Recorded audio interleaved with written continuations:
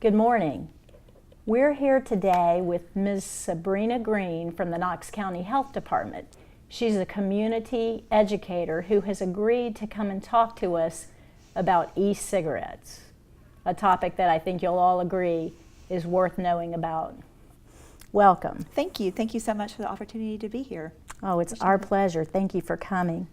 Can you tell us a little bit about what are e-cigarettes? Okay, well, e-cigarettes are electronic nicotine delivery systems. They're used to, they're battery powered, and they're used to deliver nicotine and oils to the user. They've been in the country around 2008, 2009, but more recently in 2015, the onset of juuling, so that they've been here for a bit. Okay, juuling. What is different about juuling from other kinds of e-cigarettes? Okay, most of the e-cigarettes, some e-cigarettes use a tank system that's refillable. You can refill it with the nicotine liquid. With the Juul, it's a disposable pod system. It looks like a USB that you can recharge in a personal computer. So the Juul device itself looks like a USB? Yes. So for a parent who is not looking really closely, it would be very easy to conceal a Juul. They're easy to conceal. They can actually fit in the palm of your hand. Okay. How do Juuls compare in nicotine to regular cigarettes? Okay, one Juul pod, a regular Juul pod, contains as much nicotine as a pack of combustible cigarettes. And then how long would a pod last? Would it last as long as a pack of cigarettes for a user? That depends on the user. That would depend on the user. Okay. What about the aerosol portion of a Juul? You talked about the high nicotine in these pods. What about the aerosol delivery of the Juuling liquid? The e-cigarettes generate an aerosol that can potentially have harmful substances such as heavy metals, organic compounds, in addition to the nicotine. And that is inhaled and also exhaled. Okay, you know, our teenagers, we're aware that brains continue to develop to about age 25, so our students are squarely in the middle of their brains developing. Is there a concern about what juuling and the nicotine and the aerosol could do to their developing brains? We do know that nicotine can harm brain development, which, as you said, continues until around 25 years age. Do you think the average student is aware of the effects, or do they feel like juuling is a healthier alternative to traditional cigarettes? What we know right now is approximately 11.5% of high school students in the state of Tennessee use an electronic nicotine delivery system.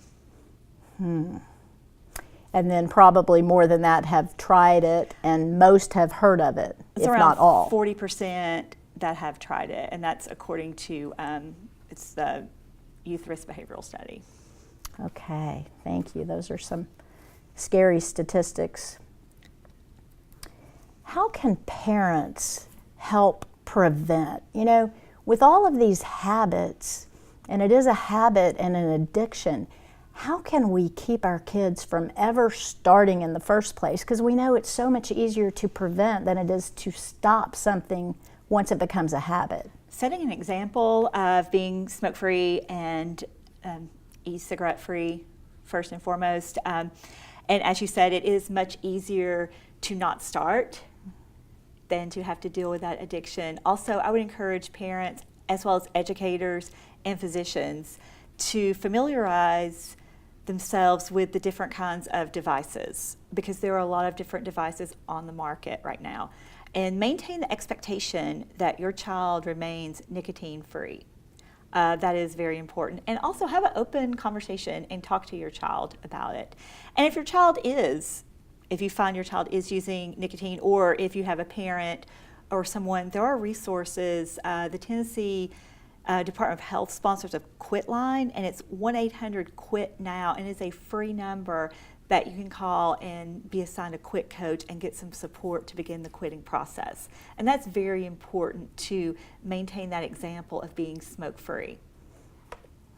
So the expectation and the dialogue can really help. Would you suggest that parents start by saying, do you know what vaping is? Do you know what juuling is? Do you know what e-cigarettes are? Have you seen instances of it?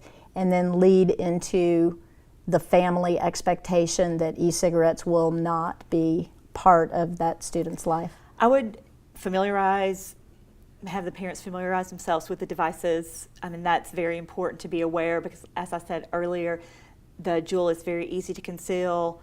It looks like a USB, and then move into a conversation with your child and set the expectation to be nicotine-free, as well as setting that example. I mean, set the example. If you use tobacco products, stop. If you don't start. Great. Well, we so appreciate your being here. And just for parents to know also, Ms. Greene will have a table set up today during lunch, and there will be some additional information about the harmful effects of e-cigarettes, and as well as a lung to show like tobacco use and what that can do to a lung and what it can do to your teeth.